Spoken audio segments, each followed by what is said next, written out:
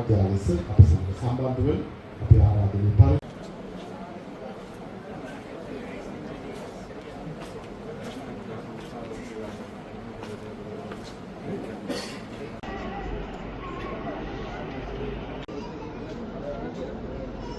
වගේ මාළුකේ අපේ ජීවිත සාර්ථක වේවා මේ කටයුතු සාර්ථක වේවා කියන ප්‍රාර්ථනාවෙන් අපි මංගල පහන් සිලු ගන්නමු සියලු දෙනා නැගී සිට ඊට කවුරුය එකතු කරමු. අතිරික්ත දිස්ත්‍රික් ලේකම් එස් සුදාහරන් මහතා ඒ සමනි හන්සෝ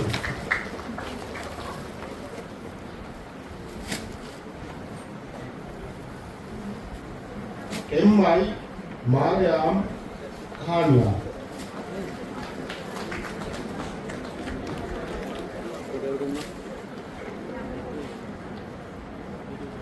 एम.आई. आयशा हाटिया W.G.V. अभिषेका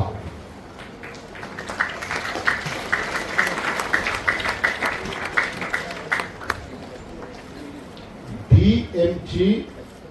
अनुदिनी मानिकमा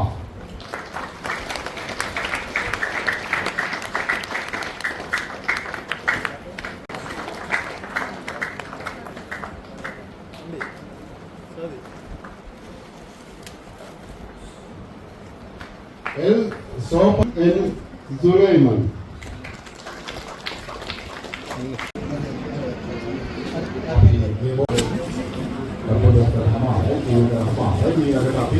அதில் பொது சாஸ்திர பார்த்து சாமான் பேல சமாப்து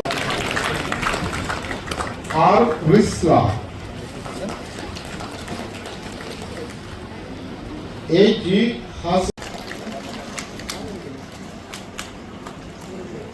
மா மணல் கஷ்டம்டா நல்லா எடுத்துறாங்க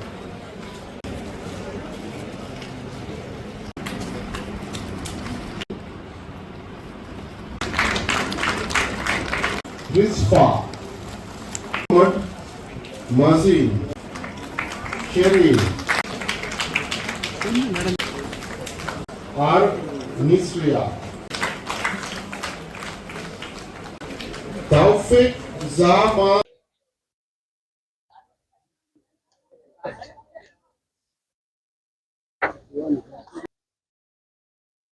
வெளிவகாரம் வெளிநாட்டு வேலைவாய்ப்பு மற்றும் சுற்றுலாத்துறை அமைச்சின் வெளிநாட்டு வேலைவாய்ப்பு துறையினை பிரதிநிதித்துவப்படுத்தி இங்கு வருகை தந்திருக்கின்ற அனைத்து உத்தியோகத்தர்களுக்கும் அது போன்று வருகை தந்திருக்கின்ற நமது அன்பிற்கினிய மாணவ செல்வங்கள் அது போன்று பெற்றோர்கள் மேலும் இங்கு வருகை தந்திருக்கின்ற நமது நலன் விரும்பிகள் உள்ளிட்ட அனைவருக்கும் முதற்கான் காலை வணக்கங்கள் ஆய்வான். அஸ்ஸலாமு அலைக்கும். प्रथम अवस्था कम्युनिटी वगे त्रिपुरामल डिस्ट्रिक्ट के अतिरेक दिशापति सुधारण वगे वगे त्रिपुरामल नगर कटवा प्रादेशिक कार्यालय नियोज्य प्रादेशिक वगे श्रीलंका विदेश सेवा नियुक्ति कार्यालय नियोजन कम्युनिटी सीएलुम निधारी वगे अपने अमात्यांशे विदेश रखियांश नियोजन करबिन मतलब फैमिली सिटिन सीलमन लदारे वगे अद में अवस्था फैमिली सिटिन आदरणीय दुवल पुताला वगे दिमापियन एतुलु सिलुदरागे अवसराय அன்னைக்கு இது மிகவும் ஒரு முக்கியமான ஒரு தருணம். விசேடமாக வெளிநாடுகளில் தொழில் புரியும் பெற்றோர்களின் பிள்ளைகளுக்கான புலமை பரிசில் வழங்குவது தொடர்பான ஒரு வேலை திட்டம் ஆரம்பிக்கப்பட்டிருந்தது. இந்த வேலை திட்டத்தின் பிரகாரம் இன்றைய தினம் 114 மாணவர்களுக்கு நாங்கள் புலமை பரிசிலை நாங்கள் வழங்கி வைப்பதற்கு நாங்கள் ஏற்பாடு செய்திருக்கின்றோம். ஒட்டுமொத்தமாக இலங்கையில் நாங்கள் 25 மாவட்டங்களையும் நாங்கள் ஒன்றுபடுத்திய தரவுகளை எடுத்து பார்த்தோம் என்று சொன்னால் 2352 மாணவர்களுக்கு இவ்வாறு இன்றைய தினம் இலங்கையில் அனைத்து மாவட்டங்களிலும் நிகழ்வுகள் ஏற்பாடு செய்யப்பட்டு சுமார் 70.965 மில்லியன் ரூபாய் பெறுமதியான புலமை பரிசில்கள் வழங்கி வைக்கப்படுகின்றன.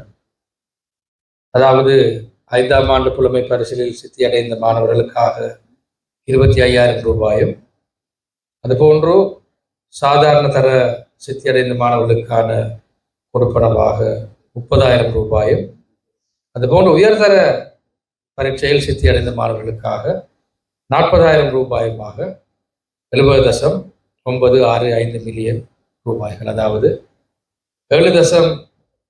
சுமார் 7.1 கோடி ரூபாய் பெறுமதியான பணத்தொகை தற்பொழுது வழங்கப்பட்டுக் கொண்டிருக்கிறது.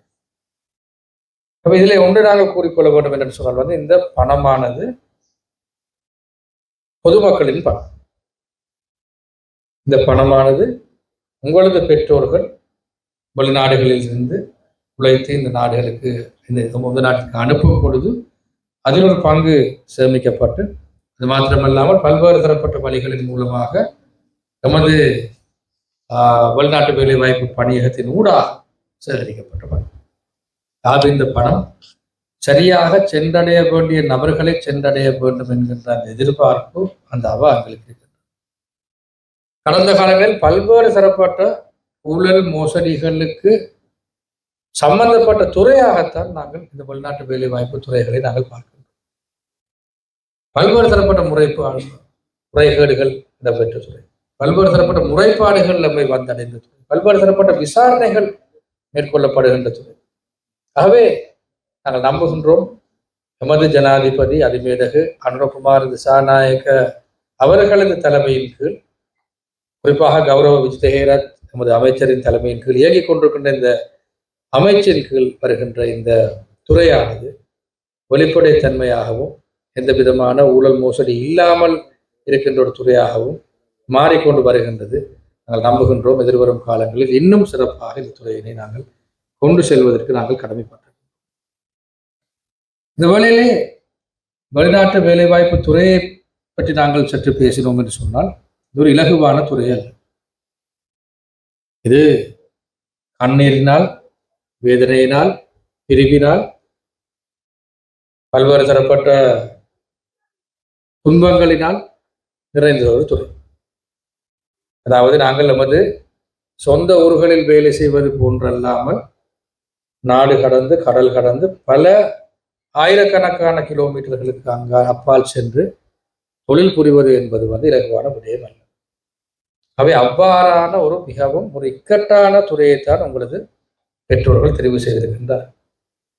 ஆகவே அந்த பெற்றோர்கள் எதிர்பார்க்கும் ஒரு சிறந்த பிரஜைகளாக வாழ வேண்டிய, சிறந்த பிரஜைகளாக நீங்கள் உருவாகி கொள்ள வேண்டிய அந்த தேவை, அந்த கடப்பாடு உங்களுக்கு இருக்கின்றது.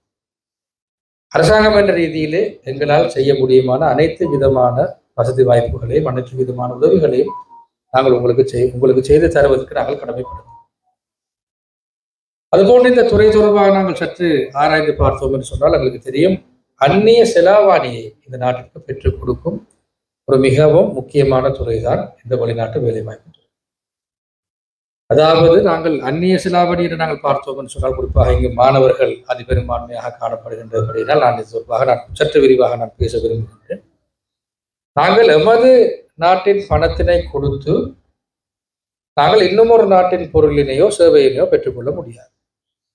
நீங்க சில கடைகளுக்கு போய் பார்த்தீங்கன்னு சொன்னா உங்களுக்கு தெரியும், மேசையில ஒரு கண்ணாடிக்கு கீழே இருக்கும் வேறு வேறு நாடுகளில் நாணயத்தாள் சில கடைகளில் போய் நான் கண்டு, அந்த நாணயத்தாள்கள் எமது நாட்டில் செல்லுபடி ஆகாது. எமது நாட்டில் செல்லுபடியாவது எமது இலங்கை மத்திய வங்கி மூலமாக வெளியிடப்படும் நாணயத்தாள்கள்.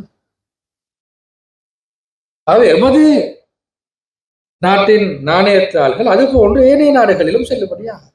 அந்தந்த நாடுகளுக்கு தனித்துவமான நாணயத்தாள்கள் இருக்கு. ஆக ஒரு நாட்டின் சேவையோ பொருளையோ நாங்கள் பெற்றுக்கொள்ள வேண்டும் என்று சொன்னால், உலகத்தில் பொதுவாக ஏற்றுக்கொள்ளப்பட்ட நாணயமாக இருப்பது ஐக்கிய அமெரிக்க டாலர், US டாலர்ஸ். அந்த டாலரை நாங்கள் பெற்றுக்கொண்டுதான் அந்தந்த நாடுகளில் பொருட்களையோ சேவைகளையோ பெற்றுக்கொள்ள முடியும். உதாரணத்திற்கு எமது நாட்டில் எரிபொருள் இல்லை. நாங்கள் டீசலையோ இல்லாட்டி பெட்ரோலையோ இல்லாட்டி ஒரு மசகு எண்ணெயோ எரிவாயுவையோ நாங்கள் பெற்றுக்கொள்ள வேண்டும் என்று சொன்னால் நாங்கள் டாலர் கொடுத்துத்தான் அந்த நாட்டின் நாணயங்கள் மூலமாக நாங்கள் பெற்றுக்கொள்ள வேண்டும். நாங்கள் டாலர் எப்படி பெற்றுக்கொள்றோம்? எங்கள் நாட்டு நாணயம் என்று சொன்னால் அவங்களுக்கு அச்சடிக்க இலங்கையில் நாணயம் தாள்கள் அச்சடிக்கும் நிறுவனம் ஒன்று இருக்கின்றது. மத்திய வங்கி ஓட பண்ணணும்னு சொன்னால் அவங்களுக்கு இவ்வளவு மில்லியன் ரூபாயோ பில்லியன் ரூபாய் பெறுமதியான நாணயம் பண்ணணும்னு சொன்னால் அவர்கள் செய்து தருவார். ஆனால் எங்களுக்கு இன்னொரு நாட்டு நாணயத்தினை நமக்கு அச்சடிக்க முடியாது, தடை செய்யப்பட்ட முடியும். நாங்கள் என்ன செய்வோம்? அந்த நாணயத்தினை, அந்த பணத்தினை, அந்நிய செலாவணியை நாங்கள் பெற்றுக்கொள்ள வேண்டும். நாங்கள் பெற்றுக்கொள்ளும் சில முறைகள் இருக்கின்றன. ஒன்று, நாங்கள் ஒரு பொருளை உற்பத்தி செய்த நமது நாட்டில் நாங்கள் ஏற்றுமதி செய்ய முடியும். Export income. சரி, நாங்கள் இங்கே ஒரு தென்னந்தும்புல நாங்கள் என்ன சரி ஒரு ஒரு உற்பத்தியை நாங்கள் செய்வோம், அதை ஏற்றுமதி செய்வோம். தேயிலையை நாங்கள் பதப்படுத்தி ஏற்றுமதி செய்வோம். அது போன்று நாங்கள் பார்த்தோம் ரப்பரை நாங்கள் பதப்படுத்தி ஏற்றுமதி செய்வோம். இது போன்று பல்வேறு தரப்பட்ட ஏற்றுமதிகளும் நாங்கள் மேற்கொண்டு வருகின்றோம். அது போன்று சுற்றுலா பயணிகள் நமது நாட்டிற்கு வரும் வேளையிலே அவர்கள் கொண்டு வருகின்ற அந்நிய செலாவணியை தான் நமது நாட்டு நாணயமாக மாற்றி அவர்கள் பாவிக்கின்றார்கள். இப்போ கார்டில் பே பண்ணினாலும் அது ஆட்டோமேட்டிக்காக மாறுபடும். இப்போ முந்தி மாதிரி பேங்க்ல போய் மாற்றி கொண்டு போன முடியல. இப்போ எல்லாம் கம்ப்யூட்டர் சிஸ்டத்தில் மாறும். அவை மாற்றப்படைந்து நமது நாட்டின் பொருளாதாரத்திற்குள் இரண்டல கணக்கும். அது போன்றுதான் எங்களுக்கு அந்நிய செலாவணியை பெற்றுக்கொள்வதில் இருக்கின்ற மிகவும் முக்கியமான ஒரு துறை இந்த வெளிநாட்டு வேலைவாய்ப்பு துறை. அதாவது கடந்த 70களில் நமது நாட்டில் ஏற்பட்டிருந்த அந்நிய செலாவணி தட்டுப்பாட்டின் பொருட்டு உருவாக்கப்பட்ட ஒரு துறைதான், உருவாகிய ஒரு துறைதான் இந்த வெளிநாட்டு வேலைவாய்ப்பு துறை. ஆகவே இந்த வெளிநாட்டு வேலைவாய்ப்பு துறையின் ஆரம்பமே ஒரு நெருக்கடியின் வெளிப்பாடு. அதில் எந்த விதமான மாற்று கருத்து இல்லை. ஒரு நெருக்கடியின் வெளிப்பாடு தான் வெளிநாட்டு வேலைவாய்ப்பு துறை. ஆகவே இந்த வெளிநாட்டு வேலைவாய்ப்பு துறை ஒரு நெருக்கடியின் வெளிப்பாடாக, ஒரு நெருக்கடியின் உற்பத்தியாக இந்த தொழில் ஆரம்பிக்கப்பட்டதன் விளைவாகவே இந்த தொழில் ஆரம்பிக்கப்பட்ட காலம் தொடக்கம் பல்வேறு தரப்பட்ட சிக்கல்கள், முறைகேடுகள் போன்ற விடயங்கள் அடுக்கடுக்காக காணப்பட்டது. ஆனால் நாங்கள் பார்த்தோம் சொன்னால் படிப்படியாக அதிலே மாற்றங்கள் இடம்பெற்றிருக்கின்றது. சட்டத்திட்டங்கள் உருவாக்கப்பட்டது. நமது வெளிநாட்டு வேலைவாய்ப்பு பணியகம் கூட 1985ஆம் ஆண்டு உருவாக்கப்பட்ட ஒரு சட்டத்தின் மூலமாகத்தான் இந்த வெளிநாட்டு வேலைவாய்ப்பு பணியகம் இலங்கையிலே ஒரு அமைப்பாக, ஒரு நிறுவனமாக தோற்றம் பெற்றது. ஆகவே இதிலே பல்வேறு தரப்பட்ட மாற்றங்கள் இடம்பெற்றிருக்கின்றன, பல்வேறு தரப்பட்ட பிரச்சனைகள் இருந்திருக்கின்றது. ஆனாலும் நாங்கள் இந்த துறையின் தன்மை தொடர்பாக நாங்கள் உண்மையிலேயே நாங்கள் கடமைப்பட்டிருக்கிறோம். ஆகவே அது போன்று நாங்கள் பார்த்தோம் என்று சொன்னால், நாங்கள் கடந்த 1.5 வருடத்திற்கும் சற்று அதிகமான காலப்பகுதிக்குள் நாங்கள் சில மாற்றங்களையும் நாங்கள் இதிலே செய்திருக்கிறோம். ஒன்று, நம்மிடம் நிறைய நபர்கள் தாங்கள் வெளிநாட்டு வேலைவாய்ப்பு துறையில் ஏமாற்றப்பட்டிருப்பதாக நிறைய புகார்களை அளிக்க ஆரம்பித்திருந்தார்கள். ஆகவே நாங்கள் இது தொடர்பாக ஒரு விசேட முறைப்பாடு பிரிவு ஒன்றினை, ஒரு விசேட விசாரணை பிரிவு ஒன்றினை நாங்கள் வெளிநாட்டு வேலைவாய்ப்பு பணியகத்தில் நாங்கள் போலீசாரின் துணையுடன் நாங்கள் ஆரம்பித்திருக்கிறோம். இதன் மூலமாக நாங்கள் பல விடயங்களை, நிலுவையில் இருந்த விடயங்களை நாங்கள் தற்பொழுது வேகமாக நாங்கள் முடித்து வருகின்றோம், வேகமாக நாங்கள் செயற்படுத்தி வருகின்றோம். இதன் மூலமாக மக்களுக்கு பல்வேறு தரப்பட்ட பிரதிபலன்கள் கிடைத்துக் கொண்டிருக்கின்றன. மேலும் நாங்கள் பார்த்தோம் என்று சொன்னால், தற்பொழுது நாங்களோட புதிதாக ஒரு செயலி ஆப், மொபைல் ஆப் ஒன்றை நாங்கள் ஆரம்பித்திருக்கின்றோம். உங்களது பெற்றோர்களிடம் நீங்கள் சொல்லுங்கள், அந்த மொபைல் ஆப்பினை டவுன்லோட் செய்ய சொல்லி அவற்றை பதிவிறக்கம் செய்து பாவிக்குமாறு கேட்டுக்கொள்ளுங்கள். லங்கா கனெக்ட், நான் அந்த லிங்கை நான் அனுப்பி வைக்கின்றேன். லங்கா கனெக்ட் என்கின்ற ஆப் தற்பொழுது ஆண்ட்ராய்ட் ஸ்டோரில் இருக்கின்றது. ஆப்பிளுக்கான, iOS-க்கான நாங்கள் அந்த விடயம் தொடர்பாக தற்பொழுது அனுமதியை கேட்டு நாங்கள் எழுதியிருக்கின்றோம். அதுவும் மிகவும் குறுகிய காலத்திற்கு நமக்கு கிடைக்கும். முறைப்பாடு தொடர்பான ஒரு செய்தி. அவர்களுக்கு தெரியும், குறிப்பாக பணிப்பெண்கள் வெளிநாடுகளுக்கு செல்லும் பொழுது அவர்களுக்கு என்ன சில ஒரு சிக்கல் பிரச்சனை இடம்பெற்று என்று சொன்னால் அவர்களுக்கு நேரடியாக சென்று முறைப்பாடு செய்ய முடியாத ஒரு நிலைமை காணப்படும். அவை அவ்வாறான வேளையிலே அந்த செயலி மூலமாக அந்த அப்ளிகேஷன் மூலமாக அவர்கள் ரெக்கார்டிங் உண்டோ இல்லாத வீடியோ உண்டோ இல்லாட்டி ஒரு போட்டோ உண்டோ இல்லாட்டி அவர்களால் எந்த அளவிற்கு அவர்களுக்கு முடியுமோ அந்த அளவிற்கு எழுதி ஒரு தகவலினை அனுப்ப முடியும். அது தொடர்பாக நாங்கள் அமைச்சர் ரீதியிலே நாங்கள் செயற்படுவதற்கான எல்லா விதமான வேலை திட்டத்தையும் நாங்கள் செய்து முடித்திருக்கின்றோம். அவை அது ஒன்று. இன்னொன்று, தற்பொழுது நாங்கள் பேசி வருகின்றோம் நமது வெளிநாட்டு வேலை வாய்ப்பில் ஈடுபடும் நமது இந்த நாட்டின் வீரர்களுக்கான ஒரு ஓய்வூதிய வேலை திட்டம். எங்களுக்கு தெரியும் 17 லட்சம் பேர்களுக்கும் அதிகமான நபர்கள் பதிவு செய்யப்பட்ட தொழிலாளர்களாக வெளிநாடுகளில் தொழில் புரிந்து வந்தாலும் சுமார் 300க்கும் சற்று அதிகமான நபர்கள் தான் இதுவரை காலமும் இருந்து வந்த இந்த ஓய்வூதிய திட்டத்திலே பதிவு செய்திருக்கின்றனர்.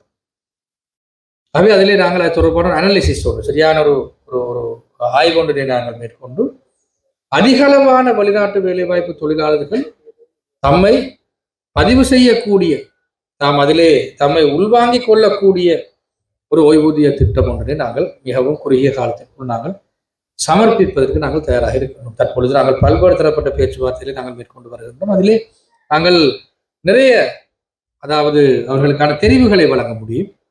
ஒன்று ஓய்வூதியமாகவும் இருக்கலாம், அப்படி இல்லாவிட்டால் ஒரு குறுகிய ஒரு வருடத்திற்குள் அவர்களுக்கான அந்த மெச்சூரிட்டி அந்த அந்த அந்த அவர்கள் சேமித்த அந்த பணம் அவர்களுக்கு மீள ஒரு வாய்ப்பாக அதிலே இருந்து அது லாபத்தினை உள்வாங்கிய பிரகாரம் அவர்களுக்கு கிடைக்கக்கூடிய ஒரு செயற்பாட்டிலையும் நாங்கள் தற்பொழுது மேற்கொண்டு வருகின்றோம். ஆகவே நாங்கள் நம்புகின்றோம் இதனை நாங்கள் இன்னும் சில மாதங்களுக்குள் நாங்கள்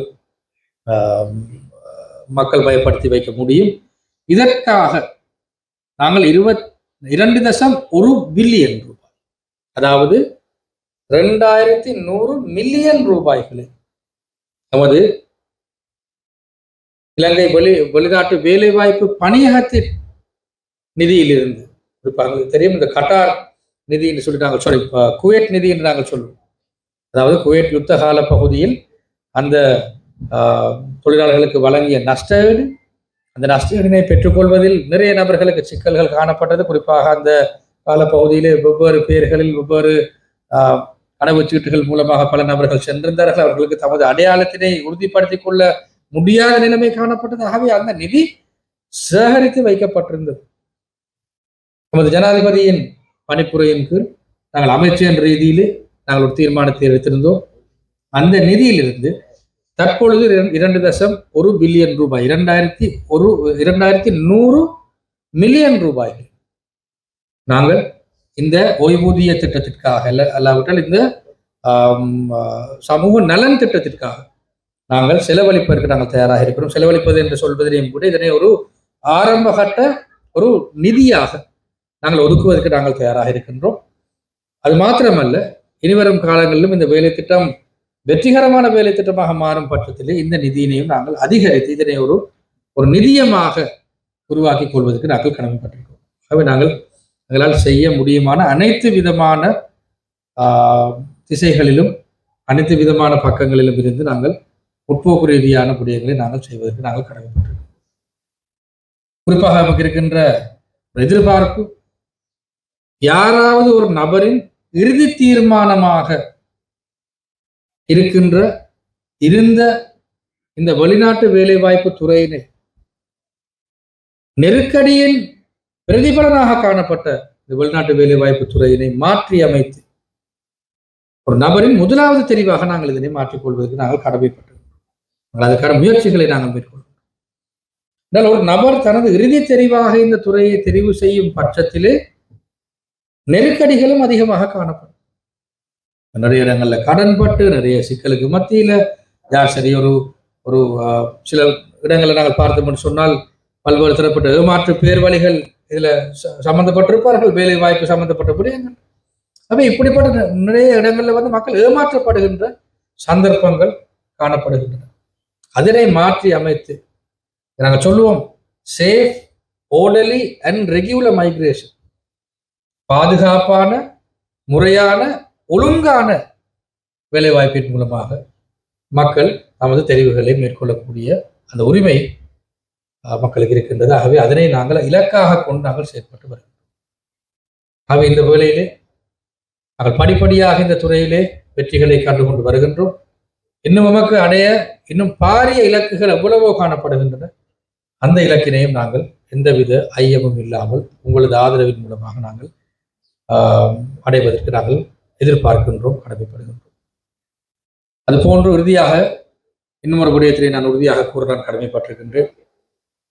இந்த பதிவு செய்யாத முகவர்கள் மூலமாக வெளிநாட்டு வேலைவாய்ப்பு துறைக்கு மக்கள் சம்பந்தப்படுவதனை நாங்கள் ஒருபோதும் ஏற்றுக்கொள்ளப் போவதில்லை.